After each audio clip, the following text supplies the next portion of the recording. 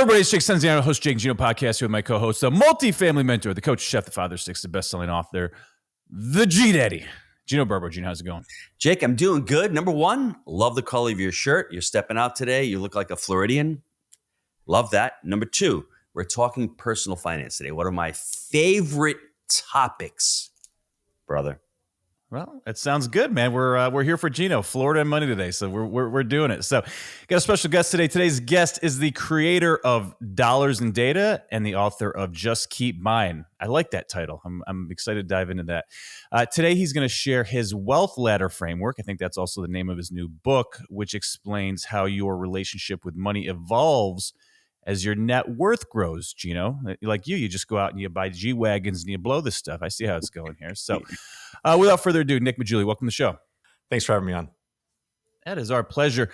Now you created these frameworks, and there's got to be some life experience that leads up to that. So you want to share with us your business background that led to this development? Yeah, so I noticed a few different points in my life where there were like these, moments where I said, hey, I need to change my strategy if I want to kind of keep progressing, right? And so one of those, when I was in college, I didn't really have a resume. I just started. No one really has a resume at some point, right? And so all my friends were applying for all these internships. No credit to buy a car, right? Yeah, nothing. So I was like, all my friends are applying for internships. I don't have like a resume. I had to put together like this resume that just talked about what I did in high school, basically, right? Which was nothing. And so I realized I had to kind of go, get that education, kind of go put in the experience, did a bunch of research positions and internships and of the sort to get other internships to eventually get a job. So that was one kind of turning point, right?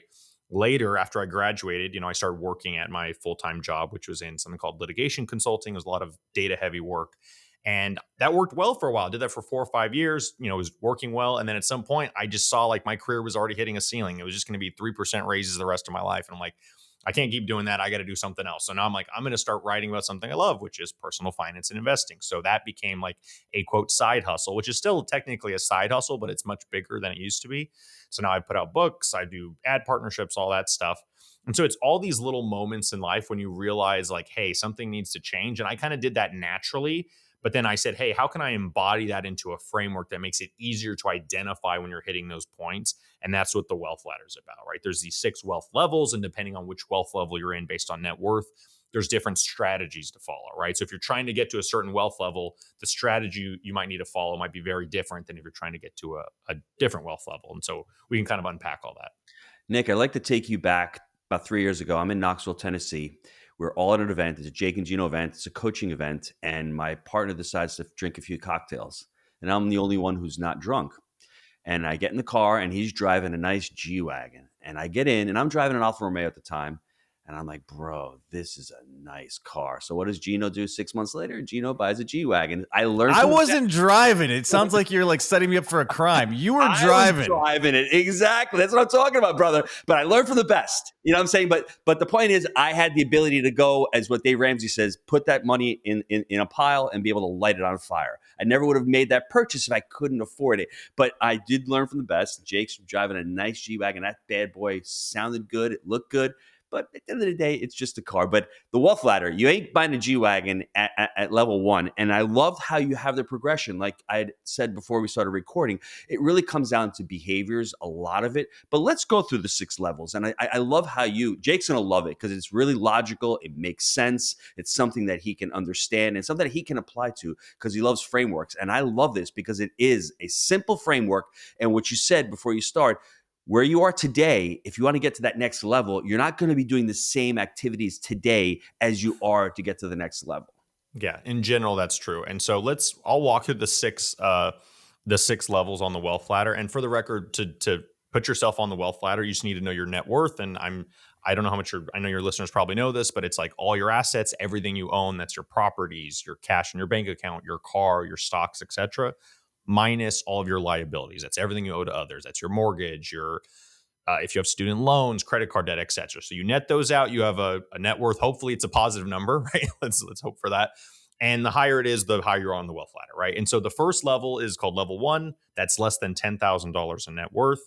And this is household, by the way. So this is if you have a partner, you include all your assets, right? So level 1 is less than $10,000. Level 2 is $10,000 to $100,000. Level 3 is $100,000 to $1 million. Level 4 is $1 to $10 million. Level 5 is $10 million to $100 million. And finally, level 6 is over $100 million. Now, one of the things I like about this system or these levels is actually they map pretty well onto the economic classes in the United States. So level 1 is about 20% of households. That's less than 10,000. Level 2 is about 20% of households. That's $10,000 to $100,000. That's roughly lower middle class.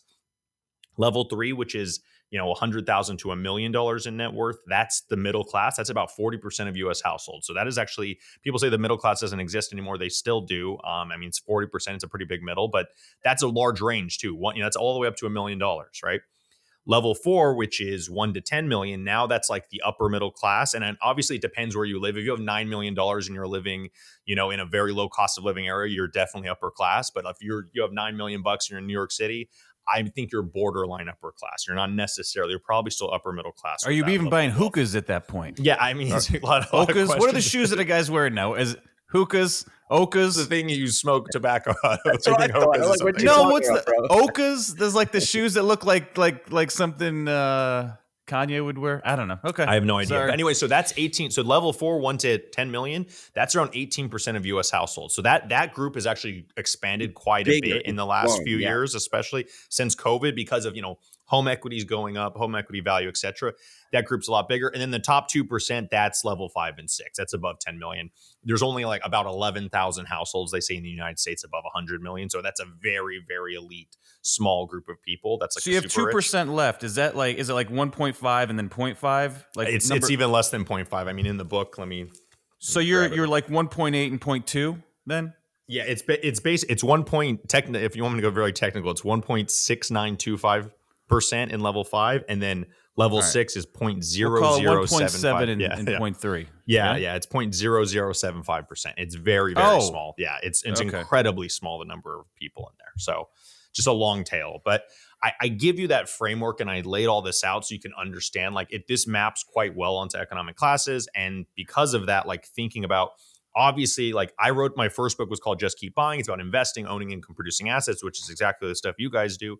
And it's that's great to get into level 3 and 4. But to get past that, you got to have something else, a bigger business, or you have to own a lot more income producing assets or something of that nature. And so I kind of walk through why that strategy is great for level 3 to 4. But if you're trying to go to level 5 and beyond, it's not. Or if you're in level 1, also you're deep in debt, telling someone, you just need to buy more assets is not the solution. They don't have money. They have debt. They have a lot of other things they have to deal with before they can get there. So let's talk about the people who can't progress from, let's say, level 2 to level 3. What are some of the impediments you see that people just can't progress? They can't get out of that level. This is going to sound very obvious, but for a lot of these people, it is income. Income seems to be the driving issue. I'm not saying that spending doesn't matter. People were like, oh my gosh, they're making fine money, but they just spend it stupidly. And so that does happen. And anecdotally, that's what you remember more because it's kind of shocking. But in general, the data suggests it is income that is the driving factor. And the difference between, for example, households that start, I've looked at panel data or data over time for the same set of households. So households that start in level 2 and get to level 3, how are they different from those households that start in level 2 and stay in level 2, let's say over a decade or 2 decades, right? And the answer is starting income. The households that have a higher income at the beginning of the period are more likely to be in the next wealth level a decade or 2 decades later. And so it's very clear in the data to me that income is the driving factor there. And so then it's well, how do I raise my income? And then we can get into education, skills, different things. Can you borrow money to, buy into income producing assets like real estate? That's what you guys do. So there's a lot of different options there, but these are that's what I see, at least in level 2 to level 3.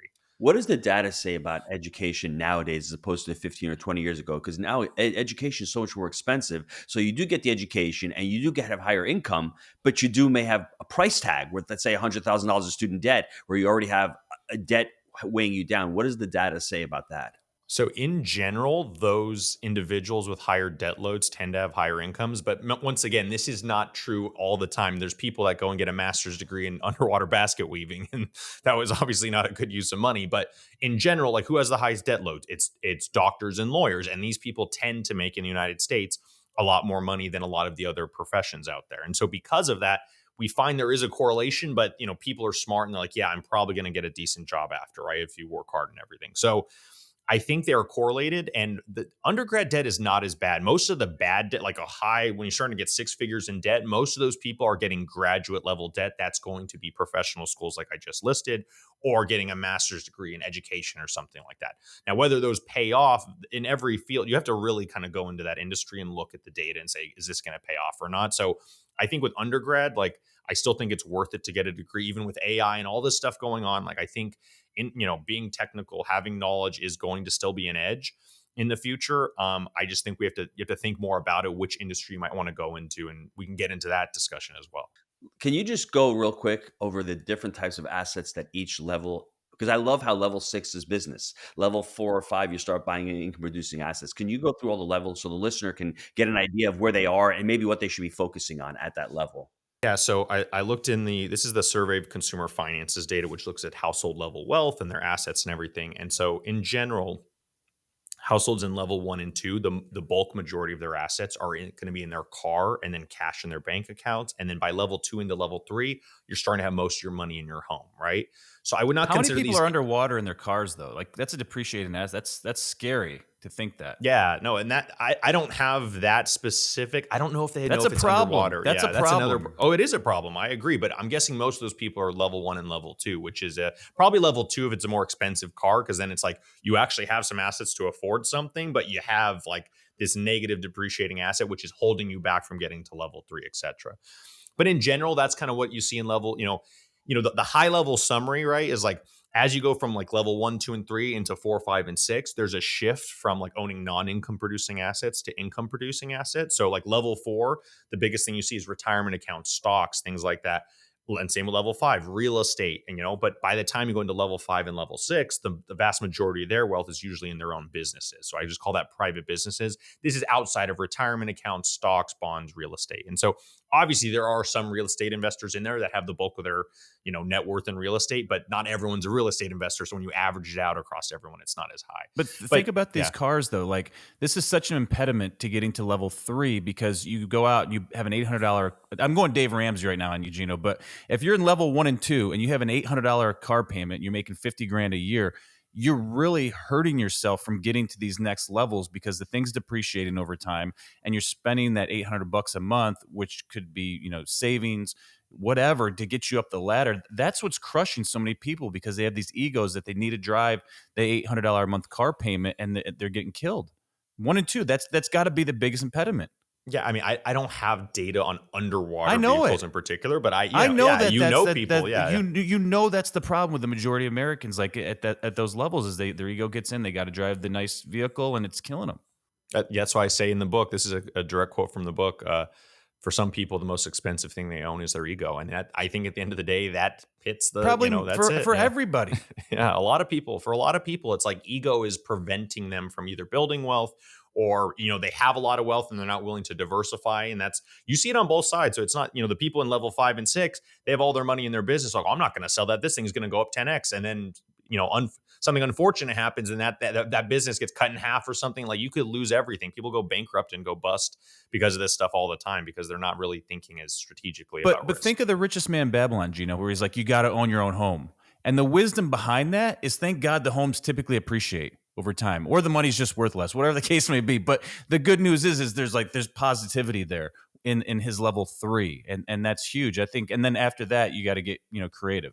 Well, you look at the difference between African American and regular white Americans with their net worth, the lower. It's because more white Americans own their homes. That's where the net worth disparity is. And if we have more African Americans having home ownership, that's what the government tries to do. They try to promote and stimulate good behavior, but it's difficult because they want African Americans to own more homes because then it'll be more on par with raising their net worth. And through Nick's book, you actually see the data. That's what it is. People in level 3 own their own home and they have more net worth because of the equity in their homes. Nick, where can they get the book? I mean, where's the best place to get it? You can get it on Amazon, Barnes & Noble, everywhere books are sold. It's going to be out, July 22nd. So I don't know when this is going to air. Maybe it's already be past July 22nd. It'll be out by now. So okay. Where's the website? Where's the best place for people to get it? Of dollarsandData.com. Okay. Just want to give a plug in the middle of the show. Oh, thank you. Appreciate that. I think it's a great book. I loved it. There's a story in there that I want you to dive into a little bit because people are talking about scaling and getting up the ladder. It's the story of Matsushita, where a lot of people don't even know who Matsushita is. And I found it to be intriguing because a lot of these Japanese businessmen, Honda and all, they were just incredible. And everyone talks about, well, I don't have opportunity. I'm too poor. I'm not smart enough. And this guy was just incredible with what he built. Yeah, so he grew up in Osaka, Japan, in a farming community. I think it was like a bunch of kids. I can't remember how many, like 6 or 8 kids or something. Started working when he was 9 years old. He went into the city, started working, right? Started learning about stuff. Eventually, he basically got into electricity. Started working, like had an official like apprenticeship when he was 15. By the time he was 21, he was like moved to the top of the corporate ladder for what he could, in at the time, right? And then he started inventing new stuff. He says, hey, I have this new bicycle lamp that's going to be great. I think people will love it because they want light, when they're riding their bike so they don't see, so they can see each other, they can see the road or whatever. And his superiors were like, no, this is stupid. We don't do this. This is not for us. So he's like, okay, I'm going to make it on my own. So he quits his job, starts making it, and he's selling it himself. He's his sales force. He's the manufacturer. He does the designer, everything. Eventually, he's getting so many orders. He's doing well. He's like, I need to keep doing this, but I don't have time. So then he starts to hire people. Right. So you can see his strategy had to change, right? At one point, his strategy was like, I need to learn. At another point, his strategy is like, okay, I want to try something new and start this like side business. And then at some point, he's like, okay, I actually need to run the business. And then at some point, he needs to hire people to run the business for him, right? So it's like every step of the way, there's like strategy changes. And that story there is like an analogy for the wealth ladder, right? Like certain things at certain points in time are going to make sense for you. Like, oh, I used to do this to make money. And like, we all have like that story. Oh, I used to do this or that, whatever. And then as you kind of change, as you kind of build wealth, like your strategy may need to change to kind of continue moving up the ladder if that's what you want to do. Jake, does that sound familiar? It's Jake and Gino back in 2013. We buy our first 25 unit little property. We're the I'm a guys. I'm going to do this. I'm going to do that. Jake is driving the little lawnmower. He's out there collecting the rent. For some reason, it didn't pay to drive the lawnmower anymore. It just didn't. And then by year 2, we have 200 units. All of a sudden, the strategy has to change. We have to hire. And then by year 5, we've got 500 units. And all of a sudden, we have to worry about core values and cadences of accountabilities. And the thing is, I think people are afraid of change and the strategy, and you have to shed the person that you were a couple of years ago to grow into the next iteration. And it is fearful. And what do you think, Nick, holds people back from going up the ladders of wealth? I honestly think it depends where you start because once again, the strategy changes are going to vary over time. There's people that are very good at doing certain types of things. Like, for example, if I had to predict what holds me back from, let's say, getting to level 5 or level 6, I'm too risk averse. I don't want to go and start a company, start a business and do all that. And so because of that, I'm going to be happy to just be in level 4, right? And so I'm happy to just have my job, have my side income, save money, invest in markets, and just let, compounding take care of the rest, right? And I'm completely fine. And that's a crazy self-awareness, dude. But I'm content not to get to level 5. I don't need $10 million to live a good life. And I don't think most people do either. I think actually most people would be worse off chasing that level of money. But everyone has their own thing, right? Some people want it's goals, that level and that lifestyle. It's goals and self-awareness. And I was looking at this FIRE thing we joke about a lot. Do you know this FIRE movement? Yeah, I know. Of course, it's like extreme savings, basically. And so it basically comes down to your goals, right? Like, and to what you're saying, and maybe what's a good fit for you. Because if you're chasing the FIRE movement where you just want to do extreme savings, you're probably not getting out of level 2 or 3. Right? No, FIRE movement, I think for most people, they probably hit it it depends your spending, obviously, because that's the one thing that kind of varies here, but you're going to get FIRE at level 3, but definitely by level 4, most people would have been FIRE, assuming like they're spending very little, right? If you're spending a lot more, then you have to, the bar just goes up and up and up, right? So you just do, what they would do is like the 4% rule. So take your annual spending, multiply by 25, and that's how much money you need to kind of hit your FIRE level where you don't have to ever work again, right? But I don't see the point in that. I enjoy working. I enjoy doing things. I just want to work on the stuff I care about. Yeah. This is an existential, like, big question. What am I going to do with my time and all? I'd rather, just work on things I enjoy instead of rushing through all this and like, oh, I'm going to cut back so much, not enjoy my life, not enjoy traveling and all this just so I can reach some arbitrary number. It just seems kind of I went to the beach with my wife last week. And she was like, let's have a shutdown week where it's like, I was freaking her out, Gino. I was like, but she was like, let's go for a walk. Let's get some coffee. I'm like, now what? And it was like, because we'll go on vacation. It'll be kind of like, detailed out. We're doing this, that, and the other thing. And she's like, let's just shut it up. Dude, I scared the shit out of her. She never wants me to retire now. It's great.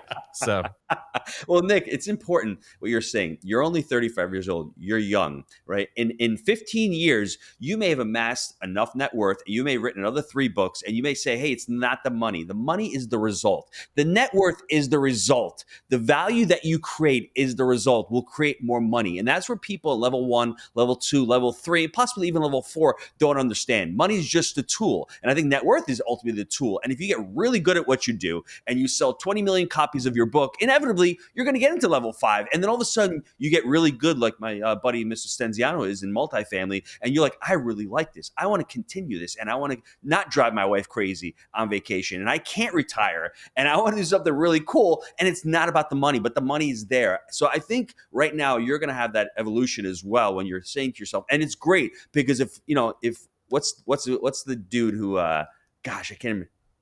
Who had the Ponzi scheme, big Ponzi scheme back in 2008. What's his name? Ponzi? Madoff. If Madoff had asked himself and said, how much is enough? When is enough enough? He could have had a really great life, but most people don't ask that question. And it's really good. And as you get older, you'll start reflecting, and that will possibly change as you get older. You get more skills, you get more value, you start aligning with more partnerships, and things start to get really interesting when you get really good at what you do. And at some point, you don't do it for the money. You do it because you love it and you're creating a ton of impact. And then all of a sudden, the money just flows. It's really interesting how it's a happens. Scorecard too, Yeah, right? it's a great point because your strategy, even my strategy, is going to keep evolving. I act like, I know all the strategies. Like, no, you learn as you evolve as a person as well, right? And I think the analogy I use in the book is like, just like a fitness instructor is going to give different advice to like an obese person versus a well-trained athlete. Like the principles, the fundamentals are the same. It's like diet, exercise, sleep, all those things that we already know, but like the specific tactics and that strategy might need to change if you're like morbidly obese versus if you're like, hey, I've been training for 10 years. How do I get to the next level from here? And I think that thinking applies in many other domains. And I'm just trying to bring that idea and that way to think about it to the financial world, because I'm not saying no one's ever thought of it, but I'm trying to come up with a better way of thinking about it. Last question before we go to the short answers. Have you gotten pushback from the financial community, from financial advisors, and what are their critiques of the book? Well, the book is kind of not out yet, so I haven't gotten a ton of, most of the feedback I've gotten has been very positive, which is good. But by the time, I don't know when this is going to air, but by the time it comes out, maybe there'll be some reviews up on Amazon, etc. But no, I've generally been positive feedback. I mean, I think there's always things to critique. Like you guys were, we talked about a little bit before the show. I think the big thing is, this is a great logical framework, but at the end of the day, behavior is going to impact this. I can tell you till I'm red in the face, hey, you need to raise your income. You need to start working on ways to raise your income. If you're not spending any time on that and you're spending too much money and doing all these other things, then yeah, you're not going to end up moving up the wealth ladder. Mm-hmm. I agree. All right, gang, let's take a quick time out to hear from our sponsor. This episode of the Jake and Gino podcast is brought to you by Wheelbarrow Profits, the premier multifamily education community. Wheelbarrow Profits proof is in their results. Their members have closed over 86,000 units. That's over $5 billion in student deal volume. Are you serious about taking your real estate game to the next level? Do you have the confidence to take action? Schedule a call with the Wheelbarrow Profits team today and supercharge your real estate knowledge. Build lasting relationships through unparalleled networking opportunities. Obtain lasting knowledge on how to buy multifamily real estate with intensive training. Gain hands-on experience through their live events with like-minded individuals and industry professionals, all while experiencing the personal touch and family atmosphere that set them apart.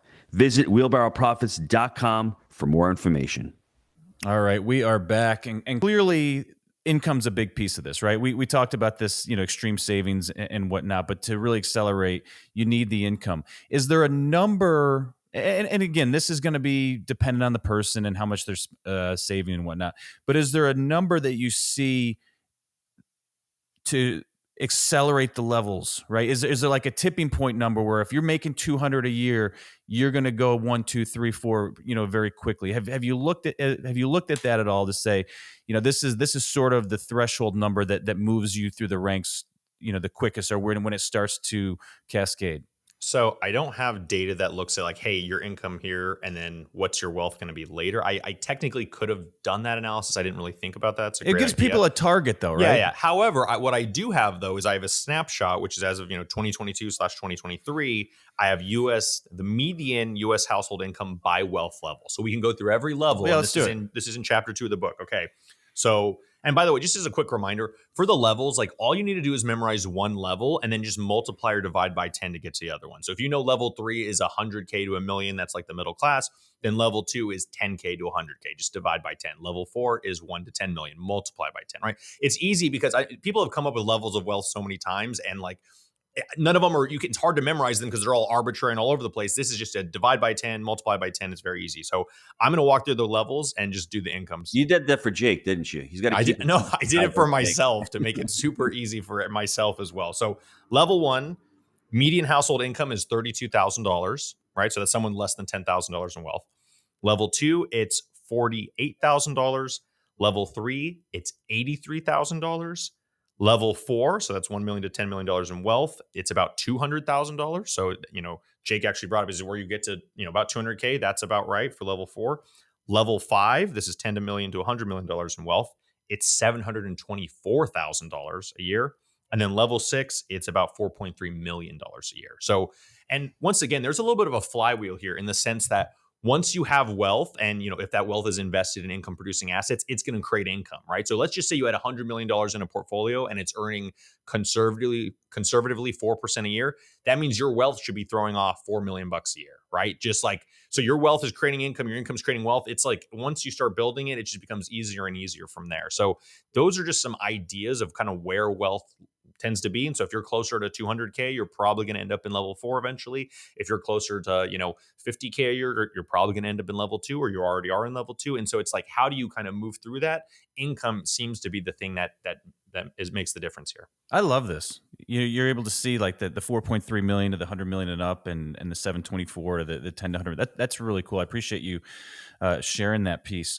Do you think, going back to what Gino was saying too, when you're looking at wealth and you start to get into these upper echelons, I do think that the money is important because there's a sense of purpose and fulfillment that you get. And I kind of mentioned that a minute ago.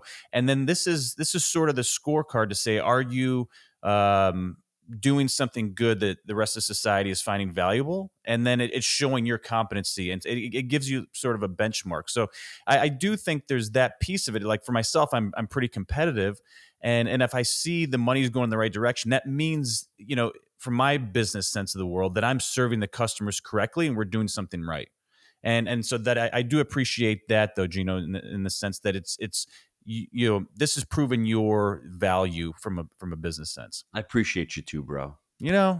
It's because Gino's always like, well, it's not about the money. It's not about the money. It is about the money, right? Like we will say this, like the money is important. Yeah, right? I think it is. And I think you're right. But I think if that's the only reason why you're doing it, at the end of the day, I don't like using that word at the end of the day, but there is a lack of fulfillment. Then I think you're doing the wrong thing. I'd rather make less money, but be really, really fulfilled and love my job than build a company and build an empire for all the wrong reasons. And then I sell it and I'm like, what the hell did I just do? I spent the last 30 years of my life proving to Nick that I could build this thing. And it's like not what I wanted to build. That's what my point is. Yeah, the most expensive thing some people own is their ego. And that's exactly what people, and it's not just monetary expense. It's like you wasted your life following something you didn't really love just for what, to show that other guy. It's silly, so that other person, whatever. Yeah. Well, and going back in time, you can always, rip on poor MC Hammer, but he was, if you go back 30 years, he would have been in level 6 30 years ago, if we're counting for inflation, right? I think he burned like 80 million bucks or something like that. And that was the ego and the jets and shit. And then the money didn't, continue. If he would have taken that money and put it into some sort of income producing asset, he could have preserved it and continued living a good life, but he blew it on the things, and then he was done. So don't be MC Hammer, folks. That's the key takeaway today, right? MC Hammer had the biggest entourage, so I will never speak badly on MC Hammer. That's I've heard. He had like he had the biggest entourage. He had like and the biggest crazy, pants. No, people would like not talk trash on MC Hammer. Like actual rappers and people in the space were like, you never talk trash on MC Hammer. Like he would roll through with like 100 people, and like you would just be like, yeah, like breaking kneecaps type stuff. So I love MC Hammer. So So, okay, so we're saying that the best way to progress to the levels is increasing income. Any other tips for level hopping here?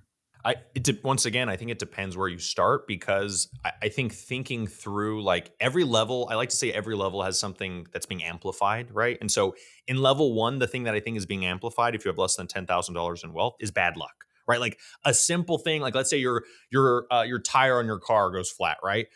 For someone in level three, level four, okay, that's Catastrophic. annoying. It's annoying, whatever. You get it fixed. It's not the end of the world. Someone level one, their tire goes flat. Let's say they don't have the money. They have to borrow it. Let's say they can't get it. Now they can't get to work. They lose their job. Now Now they're they're in doing a debt. Like, payday loan, and now they're yeah, getting you deeper. just It's see, just yeah, you terrible. can just see a financial spiral. And by the way, over half of the financial distress events, which is bankruptcies, delinquency, all that is done by only 10% of the US households. So a very small percentage of households just get caught up in these spirals, and it's very difficult to get out. So ideally, the thing is, don't get in it in the first place. And so how do you do that? You need to get to safety. You need to try to get toward level two, right? Start saving some money, have a few $1,000s in your bank Drive a account, right? Kia. Yeah, whatever it takes just to get to level two, and then you can start to spend more on different things. And so I think that's the kind of the key insight here is like across the ladder, it really depends where you start, like what's being amplified and what you focus on. So in level one, it's all about safety.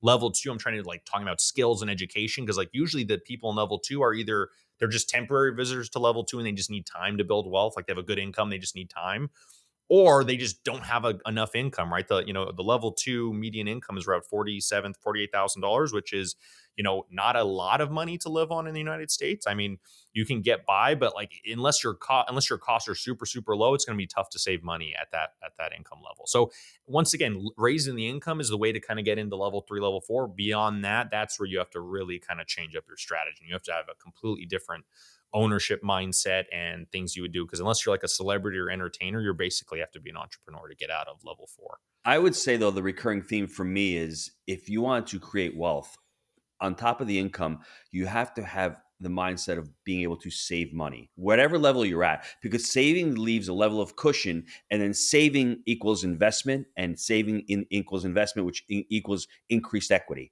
And then I increase that equity, I can party with some of that equity, and I can repurpose that equity to create more income. So I think at every level, you need to be able to have that kind of mindset, because you can't have the Diderot effect where I made $10,000 and I'm going to spend $11,000. You need to be able to save some of that money to be able to repurpose it. And I think at every level, it behooves yourself. Now, when you get to the 150 million or 200 million, maybe it becomes less important. But at the same time, we need CapEx reserves. We need savings just in case something happens like a 2020 event where we can't collect rents. We need a cushion as well. So I think that's important to understand. So I think I love the income. I mean, if you don't make enough money, you're never going to be able to save the money, but at least have that type of muscle or that type of habit to be able to create more equity from those savings and repurpose those savings, as we like to do, ultimately into those income producing assets. Of course. Yeah. I think I have it. I'm going to repeat it to you, Nick, and then you're going to fill in the gaps here. Okay. So at every level, you need to save more, than you're spending. Obviously, you get out in the world, you're competing for wages, right? You're going to compete at the best of your ability and go from 30 to 50 to 100 to hopefully 200 for most people, maybe 3, 4, 500. But then you're going to sort of get topped out unless you're in that like upper echelon where it gets very challenging. So then you have a choice to make.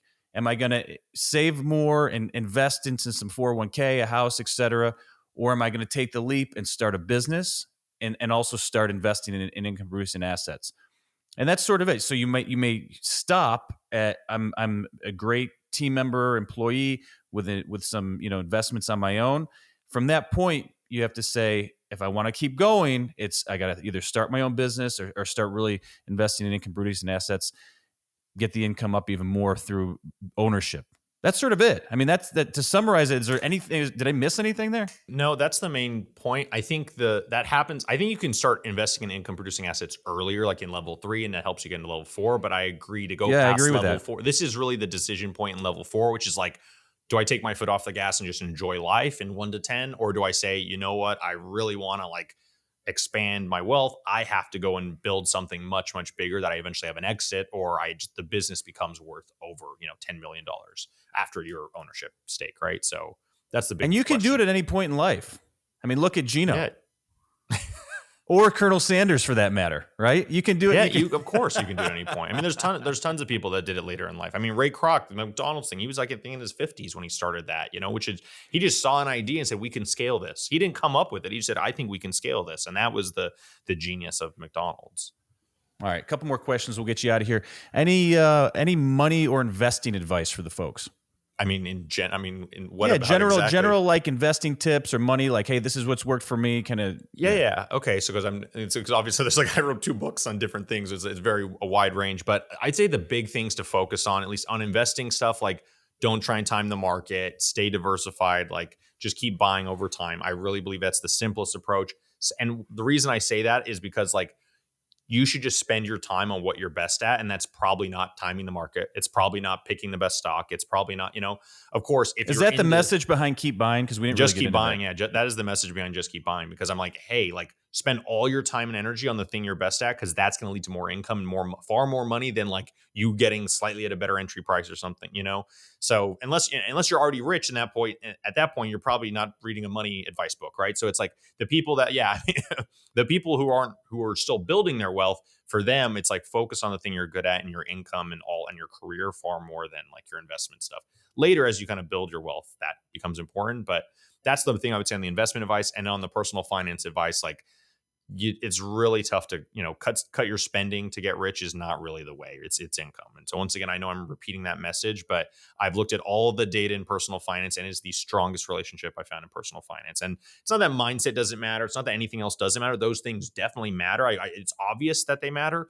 It's just hard to I can't do an experiment where I control people's mindsets. I can't implant a chip, at least not yet, in their brain and say, okay, think like this every day and let's see how your wealth grows. I would love to do that. I would love if we had that ability to test this ethically, obviously, but we can't do that. And so the only thing I can test is income, and income is the thing that I really try and push. So keep this dude away from Elon, Gino. He's gonna be going brain chips into money for people. So, any book recommendations or podcasts that you want to give out to people that's added value to your life? Yeah, so I do a lot more reading than listening. I'm starting to kind of get more into the listening stuff more recently, but books I love: 4 Pillars of Investing, William Bernstein. If you're kind of starting with personal finance stuff, Get Good with Money, Tiffany Aliche, that's great. I mean, obviously people talk about the Ramsey stuff as well. That's great. If you want baby steps, it's another type of ladder in some ways. Those are some big ones I like. And then trying to think of, do you guys have any other, there's so many books I've read. So if you narrow it down, or Deep Survival, that's a great book. It's not even about investing. I think it's an exciting book you should check out. So yeah, that's cool. Just throw them out there. It's about you, not what we like, right? We want to hear from you. Of course. Yeah. So I just those are a handful I like. Gino, you ready? Jake, I'm ready. And Nick's story is pretty interesting because he's, in his own words, he said he was in college. His resume sucked. He had to go back to high school and figure some stuff out and put some stuff in his resume. And then I didn't really understand the job he got out of college, this data stuff. I don't think he really liked it that much. It seemed as if. So he's like, I got to get some type of side gig. So let me start a website, financial blogging. And that's the cool thing. I challenge everybody listening to this. Why aren't you maximizing your income? That's another behavioral thing. Most people listening to this aren't making the income they deserve to make. And it has a lot to do with your self-worth. Do you feel as if you're worthy of going to the boss or going to your investment and saying, I'm not getting paid enough, I'm worth more? I challenge you, because that leads to true wealth. That will lead to raising up and getting up the wealth ladder. So if you can increase your income and work on the financial foundation of your home before you start building up, that's important. I love how Nick laid out the wealth ladder in 6 steps. It's a framework that even Jake can understand. Real simple. He picked it up in the podcast. He actually was going through it, and it's 10x. Really simple. Go listen to it. Figure out where you are on the wealth ladder. Understand that it's just static today. Where Nick was 10 years ago, he's not where he is today. And I'm sure if I speak to Nick 10 years from now, he's probably going to be flirting with level 5. He's going to be like, Gino, he's going level 5, Gino. Those book sales are going to, they're going to. I wish. No, he's going to be like, you know what? I like this gig. I love writing books. And you know what? I got a little piece. I'm in a little private equity gig. I got some multifamily on my side. I'm doing some syndications. The sky's the limit for Nick. That ladder is the limit for Nick. I love the United States of America, and I think Nick can make it happen. I appreciate it, Gino. By the way, so when you talked about asking for a raise, I'm writing an article on this in a few weeks, and basically 70% of people that ask for raises, the Fed data, actually get the raise. So people be like, oh my God, I'm not going to get it. It's possible. Three out of 10 is not great, but 70%, if that was a roulette wheel, you play that thing every time, right? Like, roulette's like 49% chance you win, right? So it's like people play that. You don't play a roulette wheel where you get a 70% chance of winning. Come on, you got to do it. In that article, I'm becoming a certified money coach, and it's all about behavior and about patterns. In that article, ask yourself and ask the people why they don't ask. That's a more important question. Why aren't you asking for the raise? What's holding you back? The true nature of that. And then you get down to the problem. You let them understand what that pattern is. Then they'll feel a little bit more fulfilled and say, hey, I deserve it. When you come in there, and obviously they need to provide value for their job, for their employer. And I'm sure most people that are working with an employer, they have value. They just have to show their employer what their value is. Oh, I agree. Guys, this was fun. I love this stuff. I love the brackets, just making you think and set personal goals for yourself. So, Nick, really appreciate you. And gang, as always, we believe in buying deals for the long term. Think in decades. I'm Jake. He is the G Daddy, and we make it happen. We'll see you next time. Thanks, Nick. Thanks, guys. Appreciate it.